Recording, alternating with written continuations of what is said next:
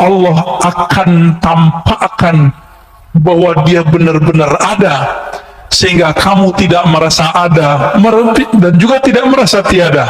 Ini maksudnya apa itu kalimatnya? Kalau kita punya ilmu tentang Allah, kita merasa Allah dekat. Kalau mata batin dibuka oleh Allah, kita merasa bahwa Allah yang berbuat di alam semesta. Jika hakul basirah, disebut hakul yakin. Yang pertama ilmu yakin, yang kedua ainul yakin, yang ketiga disebut hakul yakin, keyakinan yang sudah hak. Disebut juga hakul basirah, sudah masuk ke dalam diri kita. Apa yang terjadi? Yushhiduka wujudahu, Allah akan tampakkan bahwa dia benar-benar ada, sehingga kamu tidak merasa ada dan juga tidak merasa tiada. Ini maksudnya apa itu kalimatnya? Kita nggak merasa ada dan nggak merasa tiada. Jadi kalau yang level 2 kita merasa tiada. Merasa tiada berarti masih ada perasaan dong. Nah, perasaannya ini sendiri hilang. Perasaannya pun hilang. Inilah yang terjadi kalau orang begini, rasa di kolbunya menguasai otaknya, lalu turun ke lidahnya, jadilah seperti Al-Hallaj. Apa kata Al-Hallaj? Ma fi jubbati ilallah, dalam jubahku hanya ada Allah. Dia lagi sakar, lagi mabuk. Mabuk bukan karena wine, mabuk karena cahaya-cahaya ma'rifat meliputi dirinya.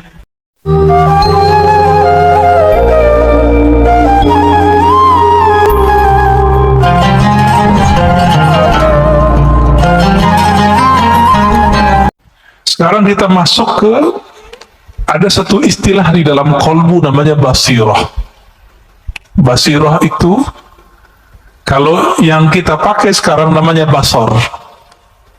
Sifat melihat, kemampuan memandang, memandangnya dengan fisik. Ada yang memandang dengan batin, disebut dengan al-basirah. Coba kita baca teksnya. Syu'aul basiratu yushhiduka qurbahu minka. Pancaran atau terangnya basirah mata hatimu, yushhiduka qurbahu minka, akan membuat engkau menyaksikan bahwa dia dekat kepadamu. Apa itu syu'aul basirah? Ilmu. Jadi boleh diartikan, ilmumu mengenai Allah akan membuat kamu sadar bahwa Allah itu dekat. Udah ngerasa Allah dekat belum? Kalau nggak diingetin nggak ya? Kenapa kita masih suka bertawassul? Karena kita merasa jauh kepada Allah. Kalau kita merasa dekat kepada Allah, itu nggak perlu tawassul, Pak. Jadi apa rahasia tawassul sebenarnya? Karena kita nggak punya kesadaran itu. Jadi ada di Inggris dua kelompok. Jadi kelompok Sufi Asy'ariyah, Sufi terus akidahnya Ahlussunnah Asy'ariyah, didebat oleh kelompok Salafi Wahabi. Pakai ayat, wa idza sa'alaka 'ibadi anni fa inni qarib. Kata si Wahabi nih, Sufi, kalian tolol, kira-kira begitu. Allah akan dekat, ini ayatnya. Ini ayatnya, jika hambaku bertanya mengenaiku, maka katakan dia dekat. Ngapain kamu tawassul-tawassulan segala? Apa jawaban dari seorang, ini kelompok perempuan, Pak. Perempuan, tapi berdebat dan canggih sekali ya. Bikin kita jatuh cinta lah dengan dalil-dalil mereka.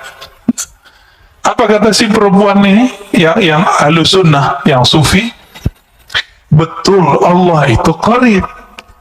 Tapi apakah engkau merasakan dekat kepadanya? Bengong juga si perempuan ya, yang Wahabinya. Semua kita tahu Allah itu dekat, tapi kesadaran merasakan Allah dekat itu biasanya orang berguru dulu. Nah, berguru itu bagian dari tawassul sebenarnya. Maka tawassul yang begini nggak masalah. Tawassul yang tidak boleh itu nyembah yang ditawassulin. Dan saya yakin tidak ada umat Islam yang menyembah kuburnya. Nggak ada. Dulu waktu saya bertanya persoalan ini kepada Syekh Bari Sayyid Al-Laham, itu belum marahnya bukan main. Karena beliau marah, saya kena ainnya Pak, sakit 2 bulan. Jadi teringat terus, matanya itu kayak nyala. Apa kata beliau? La ara fid dunya ahadan minal muslimin yasjud li ghairillah illa fil hin, gitu ngomongnya. Saya tidak melihat di muka bumi seorang muslim pernah sujud, pernah meminta kepada selain Allah, kecuali di India ada orang sujud ke kubur. Itu bukan orang muslim murni, udah nyampur-nyampur kali agamanya ya. Jadi ini orang-orang Salafi Wahabi ini terlalu suuzon. Imamnya sendiri sekarang namanya Saleh Fauzan, gitu, orangnya masih hidup dan kitabnya diajarkan di pesantren-pesantren modern. Ini yang kita singgung sebelumnya. Bulan puasa kan saya nggak bahas Pak, nggak mau polemik. Ini udah selesai puasa, kita mau polemik lagi nih ya. Nggak ada efek sama sekali sama mereka. Mereka malah tambah marah diingetin. Itu pengkhianatan terhadap pendiri-pendiri pesantren modern ini. Mereka kan ahlu sunnah semua. Ketika kemudian mereka berubah, kitabnya dirubah, ajaran akidah yang diajarkan ke santri-santri berubah. Yang diajarkan kitab Tauhid Syekh Saleh Fauzan, yang menyebut sufi sebagai ubadul kubur, yang menyebut orang-orang Ahlus Sunnah sebagai orang-orang yang sesat. Ahlus Sunnah Asy'ariyah disebut sesat Pak. Ini mohon maaf ya. Kita belajar sifat 20, Allah wujud kidam baqah. Ini rata-rata belajar itu kan? Benar nggak? Itu dianggap sesat oleh si pengarang kitab. Dan kitab itu diajarkan di pesantren-pesantren modern. Ridho nggak Pak? Maka saya mengajak kiai-kiai yang emang antum diberikan kecerdasan oleh Allah. Apa susahnya ganti kitab? Kitab banyak di dunia. Ganti, hati-hati, ini tanggung jawab dunia akhirat. Oh Ustadz, ini kitab cuma untuk perbandingan. Santri kita cuma emang santri sebelum dia kuliah udah bisa membandingkan. Paling cuma 1-2. Anak kuliah aja banyak yang gak paham kok. Udah dokter juga banyak yang paham, apalagi cuma santri kelas SMP, SMA, sanawiyah, aliyah, gak akan paham Pak. Jangan ngeles, udah ganti aja. Maka bapak-bapak yang naruh anak di pesantren modern, tolong sampaikan ini kepada kiai-kiainya ya. Saya ke sahabat-sahabat saya yang punya pesantren modern, saya udah ngomong, yang bisa saya sampaikan, saya sampaikan. Ada yang memusuhi, ada yang senang dikasih tahu ya. Ada yang bersyukur diingetin. Bayangkan Pak Syekh Saleh Fauzan itu di kitab Tauhid bilang, orang maulid itu menyerupai Nasrani. Menyerupai Nasrani kufur gak? Kufur. Bahaya gak nih? Bahaya ya. Orang tawasul musyrik bagi dia.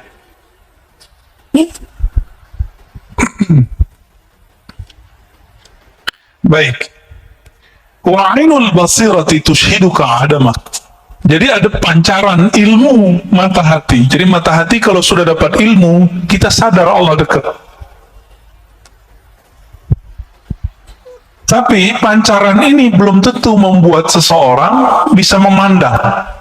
Jika basirahnya sudah bisa merasakan memandang, tushhiduka adamak, maka ketika engkau mulai membuka mata hatimu, kata beliau, tushhiduka adamak, kamu akan merasakan bahwa dirimu itu tidak ada dibandingkan wujudnya.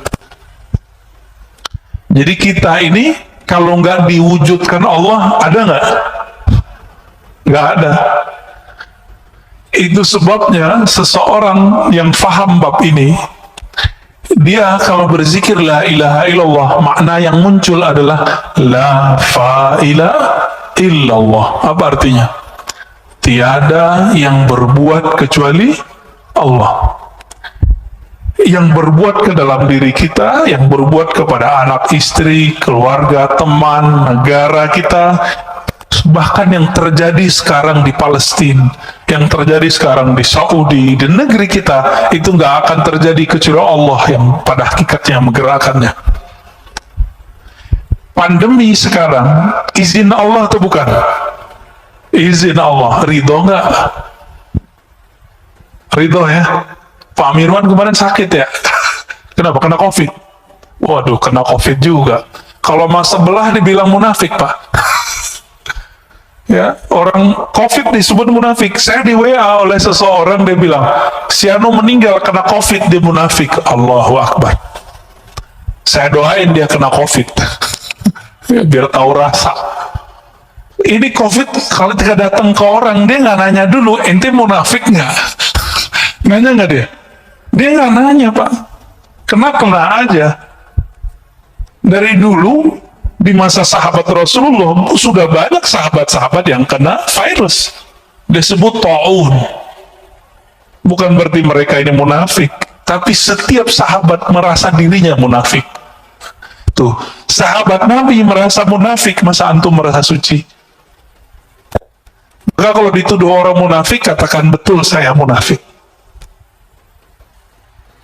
Ini yang sering saya sebut ya, dalam Sahih Imam Muslim disebutkan bahwa Al-Hasan Al-Basri berkata, para sahabat dulu tidak ada satupun yang menganggap dirinya ala imani Jibril. Imannya itu setinggi imannya Jibril, nggak ada. Maka dia khawatir dirinya terjebak kemunafikan setiap saat. Ini bagian dari meridhoi diri sendiri. Ada penyakit yang berbahaya, ujub fil ujub. Ujub dalam keujuban, ujub dalam keikhlasan. Apalagi itu ujub. Ujub artinya kagum kepada diri sendiri. Bapak mohon maaf ya, yang setiap malamnya bisa tahajud, bisa qiyamul lail kemarin, itu sedikit di kolbunya ada merasa kagum. Wah, keren juga nih, gitu ya. Bisa tahajud setiap malam. Itu ujub, Pak, namanya. Ujub dalam ketaatan, ujub dalam keikhlasan. Itu bisa merasa ikhlas, merasa ada berjuang. Dan ini bisa menghinggapi orang-orang yang berilmu dan beramal, baik beramal pribadi atau amal sosial. Termasuk ngurus masjid ini bisa ujub. Hati-hati pengurus. Kalau terbesit di hati, kalau bukan karena saya nggak jadi, itu ujub tuh dah. Dan ini wajib diistighfarkan dan ditobatkan. Tobatnya tobat batin, batinnya yang ditobatkan. Astagfirullah, ya Allah, aku minta ampun dari dosa ujub. Ini lebih susah bersihinnya daripada dosa maksiat. Dosa mata jelalatan tuh gampang, Pak, pakai subhanallah 100 kali hapus. Tapi kalau yang ini bertambah amal, dia bertambah ujub. Maka sebelum beramal, bersihkan dulu itu dengan istighfar dan tobat. Oleh karena itu, guru-guru kita mengajarkan salat tobat setiap hari. Dibidahin lagi sama teman kita. Salat tobat itu dikiaskan kepada orang yang masuk Islam salat. Itu salat tobat sebenarnya. Ya. Jadi kalau sudah terbuka mata hati, lalu bisa memandang, yang dipandang di alam semesta bukan fisiknya, yang terlihat adalah campur tangan Allah Subhanahu wa ta'ala. Wa haqqul basirati syurika wujudahu la adamaka wa la wujudah. Kalau kita punya ilmu tentang Allah, kita merasa Allah dekat. Kalau mata batin dibuka oleh Allah, kita merasa bahwa Allah yang berbuat di alam semesta. Jika hakul basirah disebut hakul yakin, yang pertama ilmu yakin, yang kedua ainul yakin, yang ketiga disebut hakul yakin, keyakinan yang sudah hak, disebut juga hakul basirah, sudah masuk ke dalam diri kita. Apa yang terjadi? Yushhiduka wujudahu, Allah akan tampakkan bahwa dia benar-benar ada, sehingga kamu tidak merasa ada dan juga tidak merasa tiada. Ini maksudnya apa itu kalimatnya? Kita nggak merasa ada dan nggak merasa tiada. Jadi kalau yang level 2, kita merasa tiada. Merasa tiada berarti masih ada perasaan dong. Nah, perasaannya ini sendiri hilang. Perasaan-perasaannya pun hilang. Inilah yang terjadi kalau orang begini, rasa di kolbunya menguasai otaknya, lalu turun ke lidahnya, jadilah seperti Al-Hallaj. Apa kata Al-Hallaj? Ma fi jubbati ilallah, dalam jubahku hanya ada Allah.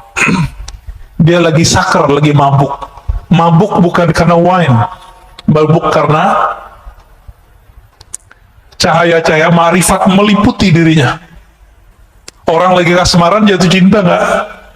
Lagi kasmaran jatuh cinta, ketika jatuh cinta kepada pasangannya, setiap kali melihat perempuan atau laki-laki lawan jenis, itu dia merasa ada wajah pasangannya di situ.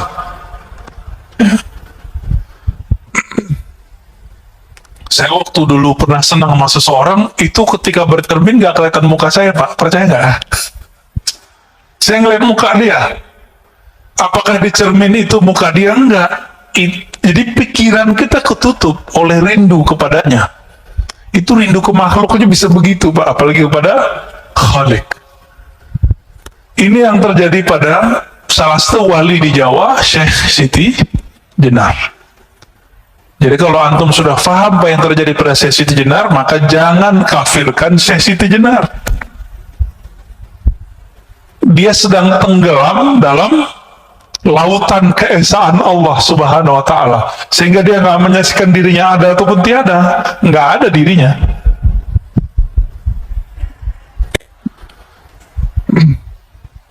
Ini juga yang terjadi pada Imam Abu Yazid. Abu Yazid ini lagi zikir subhanallah, subhanallah, berubah, Pak. Dia nggak memandang lagi yang berbicara ataupun yang dibicarakan. Di saat itu Allah meminjam lidahnya. Subhani, subhani, maha suci aku. Itu bukan Abu Yazid yang maha suci, tapi Allah meminjam lisan Abu Yazid. Namun ada ulama yang ketat, dia menghindari itu terjadi pada dirinya. Itu lebih sempurna, yaitu Al-Qutub Ar-Rabbani Sultanul Aulia Sayyidi Syekh Abdul Qadir Al-Jilani. Itu dia nolak kejadian-kejadian begitu. Jadi dia bisa filter dirinya. Makanya kesempurnaan kewalian beliau lebih tinggi dari semua wali-wali yang ada di dunia selain sahabat-sahabat Rasulullah, ya. Disebutlah beliau Sultanul Aulia, rajanya para wali. Rajanya para wali. Dan itu dikabarkan bahkan beliau masih belum lahir. Udah lahir, masih remaja, dikabarkan oleh gurunya Yusuf Al-Ahmadani. Ya. Itu dikabarkan, ya. Kan Allah wala syai'a ma'ah. Allah itu ada, wala syai'a ma'ah. Tidak ada sesuatu pun bersamanya. Wa huwal an ala ma alaikan. Dia sekarang, dia dulu sama. Dia dulu sendiri atau bersama? Dia dulu di atas aras atau nggak ada aras? Nggak ada aras. Maka dia dulu dan sekarang sama.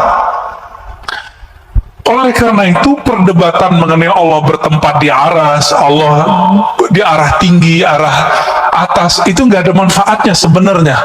Sebenarnya loh, ya.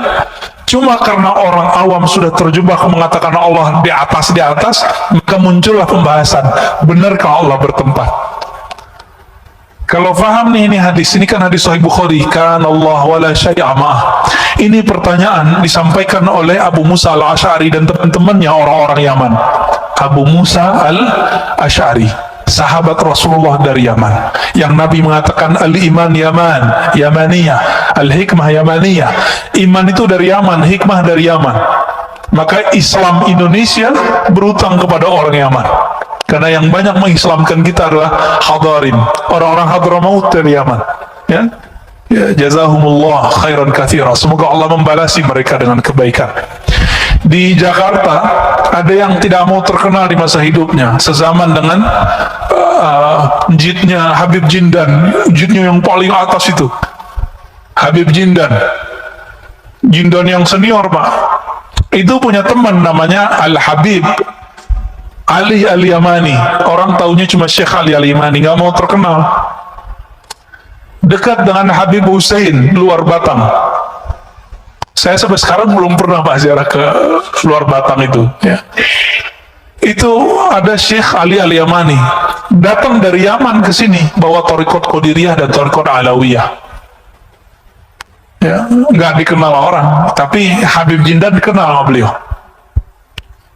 Itu kalau gak habaib bisa dicek, Pak, ceritanya. Siapa nama syekhnya? Syekh Ali Al-Yamani. Nanti cari, ya. namanya Syekh Ali Al-Yamani, yang suka ziarah-ziarah ke sana. Syekh Ali Al-Yamani penjaringan. Ini kelompok habaib juga, ya, keturunan dari Yaman juga. Dulu orang Yaman, Abu Musa Al-Asy'ari dan keluarga klannya datang kepada Nabi ngaji. Apa pertanyaannya? Kaifa kana Rabbuna? Wahai Rasulullah, Allah dulu gimana sih? Gitu. Sebelum alam ini tercipta, Allah dulu gimana? Apa jawaban Nabi? Kana Allah, dipakai hadis ini. Kana Allah wa la syai'a ma'ah. Allah ada dulu di masa yang qadim. Allah ada dan tidak ada arsy, tidak ada langit, tidak ada bumi, tidak ada malaikat, tidak ada Ahmad, tidak ada Muhammad, hanya Allahu Ahad. Itu dia. Itulah makna Qul huwallahu ahad. Rahasia Qul huwallah di situ, Al-Ikhlas. Allah senang disebut sendiri. Allah senang disebut Esa. Kita kalau punya jasa kan nggak pengen disebut jasa orang lain bersama jasa kita. Yang boleh begitu cuma Allah, yang boleh narsis itu cuma Allah. Jadi yang maha narsis itu cuma Allah. Yang maha ego cuma Allah. Kita nggak boleh ego, kita nggak boleh narsis. Kalau Allah dulu dan Allah sekarang sama, perlu nggak debat Allah bertempat? Sebenarnya nih, nggak perlu ya. Perlu nggak mengatakan Allah di langit? Lalu bagaimana dengan hadis seorang budak perempuan yang mengatakan Allah di langit? Imam Ibnu Hajar mengatakan perempuan ini kecerdasannya tidak sempurna. Saya ngomong begini Pak dituduh Syiah. Cuma karena mengatakan fakta itu. Yang ngomong bukan saya kok, yang ngomong Imam Ibnu Hajar. Apakah Ibnu Hajar seorang Syiah? Kan enggak, Imam Ahlus Sunnah. Kalau Ibnu Hajar itu Syiah, maka semua kita Syiah. Ibnu Hajar ini yang mensyarah, yang menjelaskan Sahih Bukhari dan paling bagus. Kalau penjelas Sahih Bukhari ini dituduh Syiah, kira-kira kita gimana Pak? Oh, kita lebih sesat dari beliau lah. Ya. Dan orang-orang yang berzikir dengan zikir-zikir setan, wujudku wujud Allah, zatku zat Allah, sifatku sifat Allah, ini orang kurang ajar kepada Allah. Ya. Yang benar wujudku tidak ada, yang ada cuma wujud Allah pada hakikatnya. Ini orang berzikir, zikirnya apa? Wujudku wujud Allah. Kasus ini dulu terjadi di Aceh, kampung Pak Mirwan ini. Terjadi kasus kelompok namanya kelompok Wujudiyah. Dulu imamnya namanya Hamzah Al-Fansuri. Itu dari keturunan juga sebenarnya, thariqatnya Qadiriyah. Beliau ini punya murid pengikut namanya Syamsuddin As-Samatrani. Mereka itu emang pengamal zikir dan sampai mengalami ekstase dan mengatakan wujud kami tidak ada, yang hanya ada wujud Allah. Lalu di masa Syekh Nuruddin Ar-Raniri, itu campuran, dia ibunya Melayu, ayahnya India, Randir atau Ranir, keturunan Arab juga. Beliau ini dari Gujarat datang ke Aceh dan nulis dalam berbahasa Arab Melayu, bahasa Jawi, bahasa Aceh. Nulis tentang sultan, tentang akidah. Saya membaca salah satu kitabnya, Kashful Ma'lum. Masya Allah, luar biasa. Beliau mengkritisi apa yang terjadi pada zaman Hamzah Fansuri. Karena menurut beliau, orang ngomong wujudku wujud Allah, ini dia belum nyampe kepada masa ekstase seperti Al-Hallaj dan yang lain-lain, Abu Yazid. Maka mengatakan itu haram. Jadi Bapak Saudara Allah, kapan seseorang boleh mengatakan wujudku tidak ada, yang ada wujud Allah? Dia kalau sudah sampai di hakul yakin. Tapi kalau kayak kita ini, kita kan baru sampai di hakul ilmu yakin, teori bertuhan. Ilmunya dalil, mana dalilnya? Orang seperti ini haram mengatakan tiada ada wujud kecuali wujud Allah. Sisa ajaran ini dipakai oleh Kartosuwiryo. Dia ajarkan ke santri-santrinya waktu berjuang. Santri-santrinya yang sekarang zikirnya begitu, padahal makomnya belum nyampe. Sekarang kan masih ada tuh NII, DII. Mereka punya khalifah sendiri Pak, punya amir sendiri, punya menteri sendiri. Sekarang cuma sebatas tradisi, struktur masyarakat. Saya dengar salah satu murid yang ngomong, La ilaha illallah la wujuda illallah, la mawjuda illallah, tiada yang wujud kecuali Allah. Ini kan gawat. Itu nggak boleh dilafazkan kecuali sudah nyampe. Ya, jadi kalau sudah merasakan bahwa kita ini ada karena diadakan Allah, berarti baru ilmu yang pertama. Belum boleh ngomong wujud saya, wujud Allah. Kalau yang kedua, yang berbuat hanya Allah. Yang ketiga, tiada wujud dan tiada juga ketiadaan itu kecuali hanya Allah Subhanahu wa Ta'ala. Semoga pusing. Udah syuruk Pak, kali mau ada yang ditanya, mau diskusikan, silakan. Nah, ini ada permintaan doa dari sahabat kita, Pak Asmar ya, dekat sini ya, Pak Asmar Haris. Anaknya di Aceh sekarang, sedang opname, sedang sakit. Saya mohon Bapak Ibu keikhlasannya untuk mendoakan kiriman Fatihah. Ya, Al-Fatihah ila ruhi waladih wa jismih awliya kita. Al-Fatihah. Bismillahirrahmanirrahim. Suratul ladzina an'amta bil Fatihah wasir. Amin. Sallallahu. Ya, terima kasih. Assalamualaikum warahmatullahi wabarakatuh. Assalamualaikum. Memahami apa yang sampaikan tadi ya cukup memusingkan, betul, cukup pusing. Jadi namun dalam ini kita tetap berusaha bagaimana untuk bisa mendapatkan pemahaman yang lebih jelas untuk lebih mendekatkan diri kepada Allah. Cukup tadi dikatakan ada ilmu, kemudian ada diamal, kemudian yang paling tinggi itu adalah hakul yakin. Ini adalah yang melihatnya basiroh. Jadi bagaimana kita untuk bisa mewujudkan basiroh ini di dalam diri? Apakah basiroh itu bisa diwujudkan di dalam diri kita untuk bisa meningkatkan pendekatan kita kepada Allah Subhanahu wa Ta'ala? Bagaimana? Kira itu sebentar. Terima kasih. Assalamualaikum warahmatullahi wabarakatuh. Assalamualaikum warahmatullahi wabarakatuh. Caranya dengan riyadhah dan mujahadah, Pak. Apa arti riyadhah? Mengulang-ulang zikir yang diberikan guru, lalu mujahadah bersungguh-sungguh, dan yang ketiga ma'rifah, berma'rifat, berilmu, dan yang paling cepat itu yang nomor 3, paling cepat. Maka kajian-kajian ma'rifatullah mestinya sekarang sudah nggak jadi aib lagi, sudah nggak malu-malu lagi orang ngaji ma'rifatullah. Nah, kajian kitab ini, kitab Al-Hikam, adalah salah satu mengarah ke sana, mengarah ke ilmu ma'rifatullah, mengenal Allah Subhanahu wa Ta'ala. Jadi bicarakan Allah aja, bicarakan Allah, hubungan kita dengan Allah, masalah kita dengan Allah, itu Pak, nanti muncul sendiri itu. Tapi karena ngajinya cuma sekali sebulan, susah Pak. Saya nggak minta jadwal lagi Pak ya, udah nggak ada jadwal lagi, udah cukup udah 2 kali ya. Udah ada risalah kusyairiyah, udah ada tikam, itu udah cukup ya. Bahkan kalau perlu sekali juga nggak apa-apa ya. Kalau saya ngaji 2 kali seminggu, ngaji ma'rifatullah, belum lagi kita buat kajian sendiri di Ribat, itu bisa 3 kali, bisa 4 kali Pak. Ma'rifatullah itu melahirkan rindu kepada Allah Subhanahu wa Ta'ala. Kalau ada rindu, masa sekali seminggu doang, sekali sebulan doang? Nggak mungkin. Bisa maunya tiap hari kita ngomongin Allah. Itulah yang terjadi nanti pada ahli surga ketika mereka sudah bosan dengan nikmat seksual, udah bosan dengan nikmat makan dan minum, nikmat main-main, nge-game. Di sono kita terbang langsung Pak.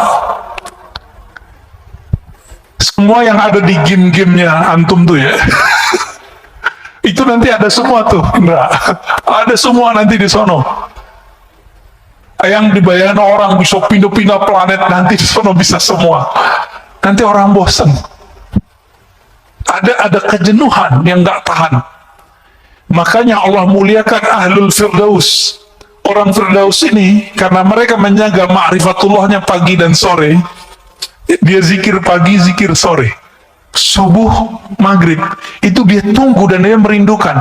Setiap kali kita merindukan Allah, sebanyak itulah nanti kita merindukannya dan diberikan ru'yatullah nanti di surga. Jadi siapa yang Allah perlihatkan dirinya nanti di surga, itu orang-orang yang setiap mau subuh dia rindu ke masjid, mau ketemu Allah di masjid. Allah bukan di masjid, ini cuma media aja. Mau maghrib dia datang. Maka Ibnu Umar mengatakan, kami sahabat Rasulullah nggak ada tuh datang ke masjid udah azan, nggak ada. Kami datang dan rindu kepada Allah, rindu kepada Rasulullah. Kami berduyun-duyun masuk masjid, macet tuh Pak. Kalau zaman sekarang udah macet duluan tuh. Sebelum maghrib itu udah rame masjid, sebelum subuh udah rame masjid. Mereka dulu begitu sahabat Rasulullah. Maka Allah kasih rahasia mereka ini, dan sampai zaman sekarang siapa yang menjaga dua waktu ini, Allah akan memperlihatkan dirinya melepas semua kerinduan ahli surga Firdaus 2 kali sehari, semalam, pagi sore. Tapi seharinya, sehari semalamnya sama dengan 1000 tahun dunia. Pagi sampai sore 500 tahun, sore sampai malam 500 tahun. Gimana nasib orang yang cuma minta bidadari 72 terus bunuh orang? Itu waras nggak sih Pak, Ibu? Waras nggak? Saya mau dapat nikmat bidadari 72 terus saya ngebom orang, itu waras nggak sih? Maka saya mau mengetuk pintu hati siapapun yang berjuang fisabilillah, yang pakai hati nurani dong, kan Allah suruh pakai akal yang sehat, kan Allah perintah afala ta'qilun. Maka memakai akal adalah memakai Quran, memakai qalbu adalah memakai spiritnya Quran, bukan cuma pakai dalil-dalil tertulis aja. Dalil tertulisnya begitu, prakteknya kayak tadi 72 bidadari medikit. Semasa di dunia Sayyidina Daud punya gundik 1000 Pak, pelayan cantik-cantik semua itu 1000, dan seluruh dunia, bukan cuma wilayah Arab, Israel, Romawi, Persia, enggak, seluruh dunia dia punya. Begitu juga Nabi Sulaiman, seluruh dunia dia punya. Kaisar di Cina punya pelayan gundiknya 5000, nggak sempat menggang kali ya. Gue belum meninggal. Dan di sana nggak perlu pakai obat kuat Pak, semua minuman surga itu obat kuat, nggak perlu di sana. Nah, kita mau dapat syahwat fasilitas surga atau mau ketemu yang punya surga? Kalau mau ketemu yang punya surga, wajib belajar ma'rifatullah, wajib belajar ma'rifatullah. Bapak sholat 1000 rakaat nggak akan ketemu kalau nggak kenal Allah. Makanya dari awal kita sudah sering katakan, lebih afdal ngaji atau sholat sunat? Ngaji. Ngomong begini, ngomong tentang Allah, itu Allah lebih suka Pak daripada sholatnya nggak khusyuk. Antum nih sholat sekarang, kita lagi ngaji, pasti pikirannya kemana-mana. Atau merasa diri, wah ustadz nih nggak benar nih, orang kalau udah syuruk masih aja gitu ya. Semoga nggak begitu Pak ya. Tapi saya yakin bertengkar tuh di pikirannya. Mau ngaji pas sholat sunat, mau ngaji pas sholat sunat, mending ngaji aja dulu. Tapi Bapak yang mungkin mau buru-buru silakan. Mungkin mau kerja, Sabtu mau kerja apa Pak? Dikerjain kali ya. Jadi ngomongin begini nih, ngomongin sifat Allah, ngomongin surga Allah, ngomongin tentang Allah, itu Allah lebih suka daripada kita baca Quran berlapis-lapis tapi nggak ngerti. Tapi kalau Bapak ngerti kok bahasa Quran, di situ banyak sifat Allah, Allah juga suka. Jadi kapan baca Quran jadi mulia? Kalau saya baca Quran dan saya ngerti di situ sifat-sifat Allah. Saya mau tanya nih, kita senang nggak dibicarain kebaikannya sama orang? Kita, narsis ini pancaran dari narsisnya Allah. Makanya Allah mengatakan, al-kibriya'u ridai. Kesombongan itu, keujuban itu milikku semua, bukan milik kalian. Maka yang boleh sombong cuma Allah. Sombong artinya merasa besar. Lalu kita bicarakan kebesarannya, makanya Allah suka. suka sama orang-orang begitu, daripada sujud pikirannya kemana-mana. Ya, ini yang dikatakan oleh Imam Syafi'i, ya, diriwayatkan juga oleh Imam Ibnu Majah. Orang bicara ilmu tentang Allah, satu bab saja itu lebih utama daripada sholat 1000 rakaat. Lebih utama, Pak. Tapi jangan karena ngaji terus ninggalin sholat, gak bener juga ya. Kita udah bersama Allah, gak perlu sholat. Kan ada yang ngomong begitu. Ngapain sholat? Allah udah dalam diri. Nah, ini sombong lagi nih orang, ya. Sombong lagi nih orang. Jadi caranya yang ketiga tuh paling, Pak, di umur kita sekarang, yang paling cepat ma'rifat, berma'rifat. Karena kalau ngikutin Syabdul Qadir, kuat nggak, Pak? Nggak tidur 20 tahun. Nggak tidur malam hari, siang aja tidurnya koilah. Kuat nggak? Ini aja udah ubanan, Pak, ya. Nggak mungkin kita nggak kuat ngikutin Abu Hurairah tiap malam 12.000. Kita nggak kuat kayak Zainal Abidin setiap hari 1000 rakaat. Makanya namanya Zainal Abidin, namanya Ali bin Husain bin Ali. Gelarnya Zainal Abidin. Ini ada Habib Zainal Abidin ya. Ya. Habib Ali juga kali namanya. Itu nggak kuat, Pak, kita. Ada yang sholawat di sini 1000, itu udah gempor ya. Paling-paling cuma sholawat habis sholat, kayaknya udah soleh banget gitu ya. Paling-paling zikir pagi sore, enggak. Mereka kekasih Allah, kasih Rasulullah, sholawatnya bahkan setiap nafasnya. Beda sama kita. Kita nggak kuat ngikutin itu, Pak. Abu Yazid Al-Bustami, di zaman yang dulu masjid itu susah, salah satu amalannya adalah sholat di masjid, jalan kaki. Ini Masya Allah, masjid kita ini dekat nggak ke komplek? Pakai mobil, Pak, belagu. Ya, sombong amat itu. Tapi nggak sombong lah ya. Barangkali mobil tenang juga dibawa ke masjid. Modus ngeles. Ya. Abu Yazid amalannya apa, Pak? 1000 masjid di zamannya dia kunjungi jalan kaki. Ingat-ingat di masa kecil dulu, Bapak punya masjid di kampung, itu cuma satu kecamatan, satu masjid. Saya masih ingat masa kecil saya begitu. Bapak saya cerita tuh, masjid kita cuma sholat di masjid ini. Satu kecamatan, Pak, sholat di situ. Jalan kaki. Bayangkan ini 1000 masjid. Abu Yazid Al-Bustami. Beliau jadi wali, hampir gagal jadi wali karena ngeludah dari masjid. Ngeludah di masjid, Pak. Gak berani Abu Yazid itu selonjoran kakinya. Ini lagi Jumatan, kakinya selonjoran. Nggak punya adab. Ya. Tapi kalau ada orang kiri kanan kita begitu, kita nggak punya hak marah, Pak.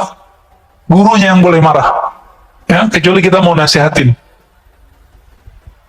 Lagi pengajian, ini banyak, Pak, yang pengajian sama saya, yang alirannya beda sama kita. Itu kalau nanya kakinya dinaikin satu, terus satunya, oh Ustaz, nah gitu kayak nanyanya gitu. Ngetes, awalnya ngetes, habis ngetes baru bersila baik-baik. Ya. Karena yang dia tes ternyata singa, cabik-cabik ya. Dia ngetes dalil, kita habisin dalilnya. Itu terjadi. Diingetin, disindir dalam khutbah, oh malah tambah selonjor kakinya. Ya. Tapi orang begitu nggak usah dikata-katain, Pak. Kenapa? Dia lagi berperang dalam dirinya. Ya, dia lagi berkecamuk itu. Mana yang benar, merasa diri paling benar, itu lebih repot lagi. Maka kita beruntung nih, alhamdulillah dari tadi nggak ada yang selonjoran ya. Kalau mau kayak gitu, Pak, kayak Mas itu tuh. Kakinya naikin terus kita begitu. Ah, itu sunnah, coba praktekin Mas Ki. Bisa nggak? Bukan. Ah, gitu tuh. Kayak gitu, Pak. Jadi kalau pegel Jumatan kayak gitu, Pak. Jangan selonjoran, nggak sopan. Lagi pengajian, kita pegel nih, kesemutan, duduk begitu. Itu duduknya hampir 80% sahabat begitu duduknya. Jadi, karena mereka lama ketemu Nabi. Cuma di negeri kita punya tradisi lain karena orang keraton. Ini agak berat. Kita duduk begitu dan nggak sopan. Tapi di masjid insya Allah aman lah ya. Ya silakan kalau mau duduk begitu.